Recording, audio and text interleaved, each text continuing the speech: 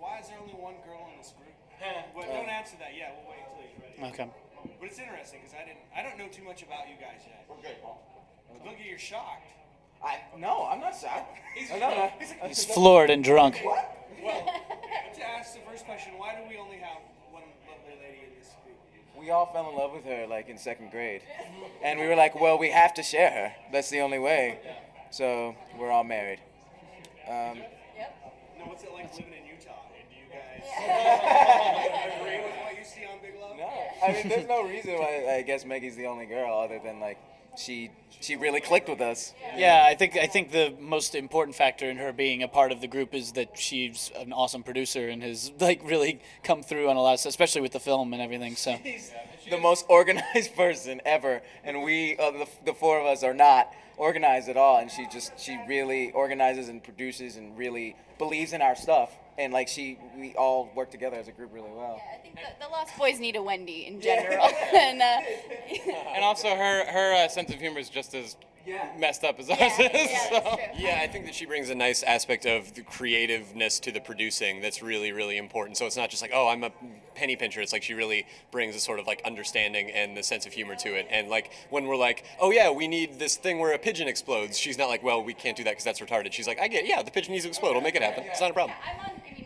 Because of this movie, I'm on several strip club websites. You know. It's true. Yeah. BostonPartyStrippers.com. That's true. Check it out. Check it out. Movie, were you guys at all inspired by the East Side Kids? Because when I see clips and stuff, that's what it reminds me of, is a throwback. Do you know what I'm talking about? I honestly have never heard of the East Side Kids. I'm an old grandpa. No, I want to know. What are they? What are they? The East Side Kids were a group of kids that were kind of like the Little Rascals, but they were a little older than they were portraying. They were like in their 20s. But they were supposed to be teenagers, and they would walk around and solve crimes in like Ghost House. No. If we had seen that, we probably would have been inspired by it. But I don't think we. It's interesting. Like for us, this was kind of always coming back to like Encyclopedia Brown. That's initially what inspired Donald to bring this idea to us. But it's weird how this will kind of, or like Nancy Drew is something we bring up a lot. Hardy Boys for me was something that was a big association. But it's interesting. We'll bring the idea up a lot to people, and they'll be like, "Oh, Three Detectives," which I guess was like an Alfred Hitchcock thing, or it'll bring out all these different people. It's just like that kid solving mysteries archetype is like so universal, but for everybody it has its own little different like niche. So that's really cool. I definitely have to like check that out. How was it to put a spin on that niche? Because I mean, you guys come in and totally twist this thing backwards.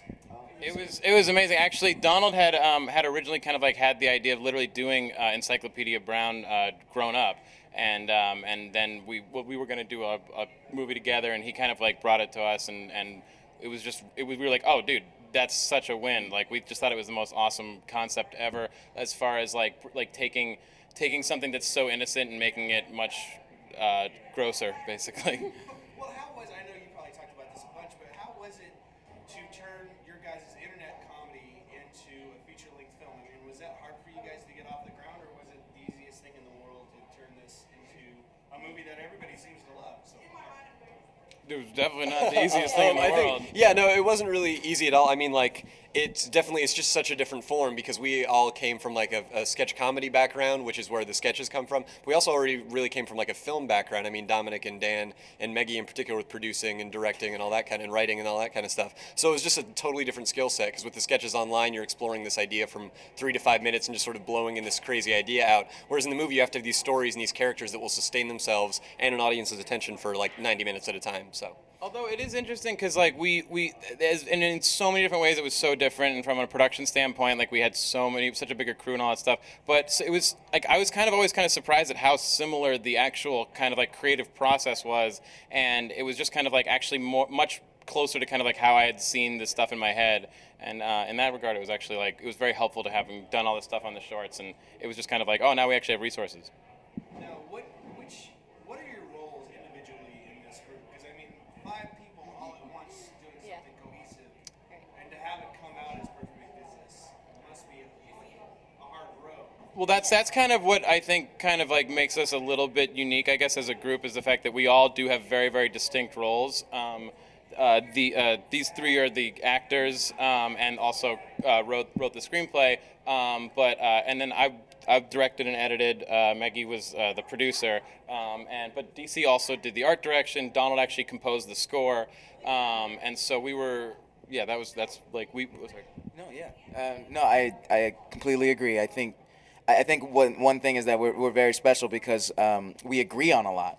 Like it's just like, then there's 5 of us, and we were in a group that was like at 10 at one point, at a bigger group, a sketch group at NYU, and we would disagree a lot and things would not get done. But like, there's 5 of us, which is still a lot, but I think it's crazy because like we have a perspective that we all like focus on. Like I don't think this movie would have been made if we all didn't say like this idea, like everything we all agreed on pretty much immediately. It was just like, oh, they should have bright colors and really stick out. And we were all like, yes, like immediately, like we all were on track. So I think that happens with all the sketches and stuff like that. I don't think it hardly ever happens where like all 5 of us are like, oh, I have this different thing about, like usually when something gets brought up, we're like, oh yeah, and we all agree and really push for it. Now, do you all each have a favorite scene out of the movie?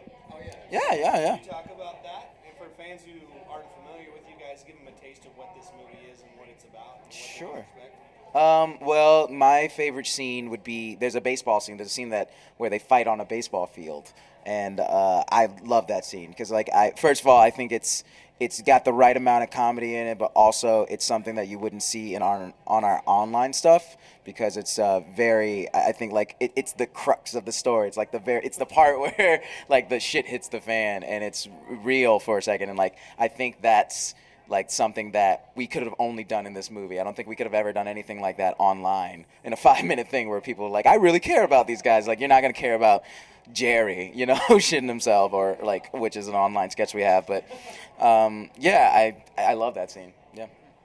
I really like there's a scene that takes place in a strip club, which was a lot of fun to shoot because we had to run. We got to basically run around a strip club all night, one night, which is something you don't get to do every day. But also, I just like think comedically that scene came out pretty much exactly as we imagined. Like that scene translated really well from script to screen, and it's just that's one that when I read the script, that we read the scene that we had written, and then kind of see the finished version, I'm like, oh, cool. I think that translates really well. So that one's probably mine. No, I want to ask Okay. something. When you guys are shooting this and you're shooting in a strip club, you obviously have strippers that are in there. I want to know what it's like in the day of the life of the extra that has to sit there for 16 hours watching a stripper, and what it's like for that stripper. Well, sit there and dance. it- while you guys do your comedy. It's like a whole other aspect. It's interesting to me to have. that was a fascinating day, and actually, because we had my brother on set taping like behind the scenes stuff, and so there's like weird like behind the scenes footage of me kind of like showing them like, well, here you're gonna go down the pole here and you're gonna slide there.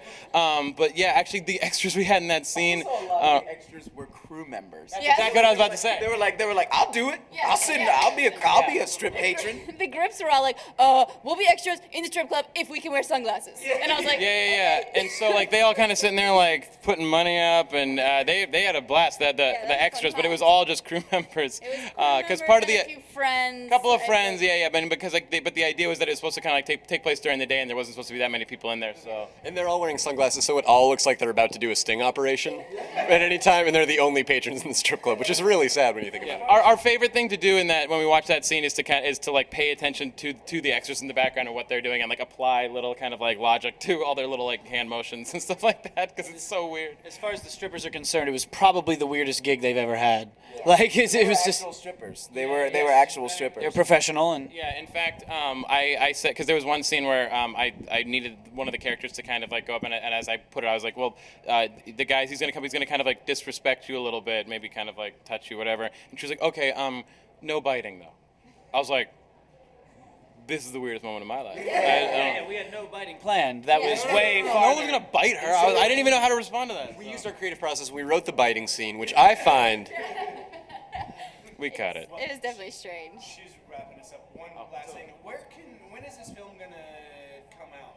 It is going to be in select cities starting in August, at the very end of August, and it's going to kind of keep rolling out until some point in October, when it will expand nationwide. And this is one of those things that's picking up a lot of word of mouth now, and I can expect that this is gonna be huge for you guys. We hope, yeah. Have you guys shown it here yet? Yeah, we showed it here last night. The reception was crazy, right? It was It was really, really good. It's very positive. Nothing but great. I haven't seen it yet. But I heard nothing but good things from everybody that I talked to. I Thank you. I sound like I'm slurring and I'm drinking a beer because this is the first thing I'm drinking and I'm dehydrated. So, No, it's fine. It's fine. so much going on.